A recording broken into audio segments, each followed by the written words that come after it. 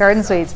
Well, I think one of the best decisions we made this past term with regard to housing is to allow garden suites in every single family zone in the city. I do hear a lot from a lot of people who are, looking at maybe putting a suite or in their home or because that can help with the affordability of housing, is having a secondary suite. It helps the homeowner because it saves them a little bit, helps them out with the mortgage payment.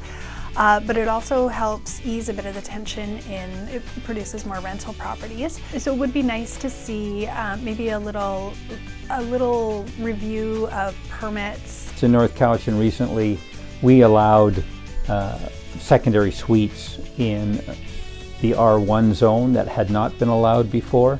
That created the potential for 2,300 new suites.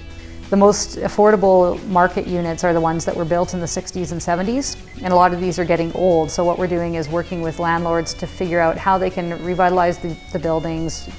We are also looking at a new zoning bylaw which encourages density within our urban containment boundary.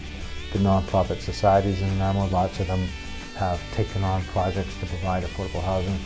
But the message they're coming back to us is they've run out of land on which they can build these kinds of projects. So they've said to the municipality that they would look to us to purchase real estate. It is expensive to buy real estate and then hand it away, but that's one of the roles that they're asking us to play. But it's really important as well, not only when you're considering affordability, not only to consider the cost of housing, but to consider the cost of transportation, of food, and for people with kids, of childcare. And if we take a comprehensive approach to affordability, if we can lower the costs of any of those other three things in any way, then we free up a little bit more room for housing. Yeah, the affordable housing strategy will give us some framework with which to seek to partner with BC Housing and the provincial government on projects. And I think that we'll have to look both to federal and provincial sources for the real dollars. So the city leverages the CRD, and then the CRD and the city together, then they can go to the province and say, look, I've already got this seed money from the local governments, is there any further funding?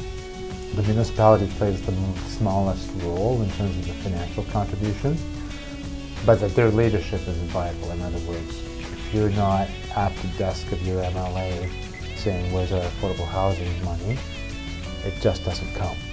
So we know that we're competing for the funding from provincial and federal, and we have to be ready and we have to be willing as a partner to step forward and say, we have a problem here too and we want to address it.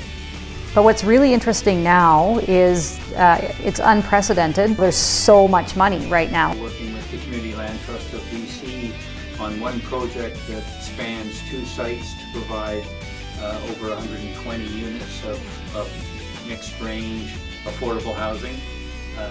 That's a great model for what we could do regionally with some seed money, and just for anybody that doesn't know yet, the regional district can't work on something like affordable housing until they have electoral approval for a function that allows them to do so.